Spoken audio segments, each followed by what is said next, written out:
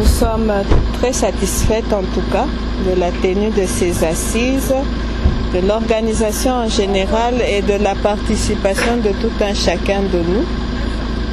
Nous sommes aussi contentes du fait que nos plénières ont abouti à des recommandations qui pourront être rapportées auprès de l'autorité afin de contribuer aussi à l'amélioration des conditions de la femme et de la jeune fille dans notre milieu. En tout cas, ces 2 journées ont été très édifiantes pour nous. Nous avons beaucoup aimé, surtout comme on a beaucoup sensibilisé, on a beaucoup parlé de la femme. Nous devons faire un effort pour que la femme, nos jeunes filles soient vraiment instruites, qu'elles ne puissent pas voir des hommes, que nous sommes ensemble, nous avons toutes les capacités nécessaires pour que nous puissions nous mettre à la hauteur des hommes. Donc nous devons sensibiliser nos filles, leur faire comprendre qu'elles ne sont pas inférieures à l'homme. Nous sommes du même niveau et nous devons lutter pour aller toujours de l'avant. Oui, les recommandations, en tout cas, c'était la bienvenue. Nous avons vraiment aimé les recommandations qu'on a faites les unes aux autres. En tout cas, c'était vraiment la bienvenue. Je suis vraiment satisfaite de ces 2 journées de réflexion. Premièrement, par rapport à la participation massive des femmes et aussi par rapport à l'accompagnement que nous avons eu du comité de gestion de l'Université de Lubumbashi et même du gouvernorat de la province.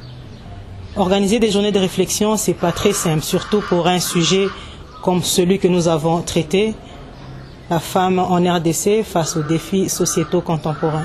Il y a beaucoup de défis, il y a beaucoup de challenges par rapport auxquels les femmes font face. Et il y a tellement de tabous autour de tous ces défis que c'est par moments pas très simple d'en parler comme ça dans les journées de réflexion.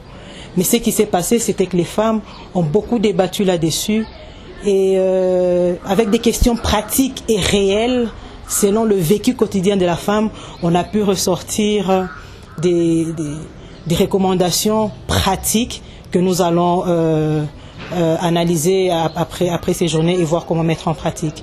On nous a recommandé aussi par le comité de gestion, passant par monsieur le recteur, d'organiser plus souvent des matinées de réflexion. Et nous allons nous accrocher à ça pour travailler dessus. Je crois que la femme a besoin d'entendre un autre discours.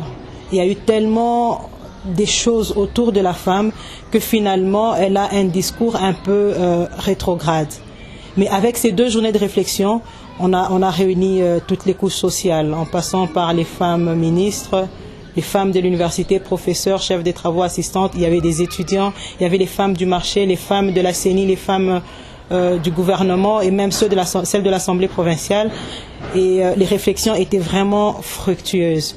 Donc nous allons vraiment travailler sur la sensibilisation massive à l'université et même dans la société pour que les femmes apprennent à se mettre à leur place.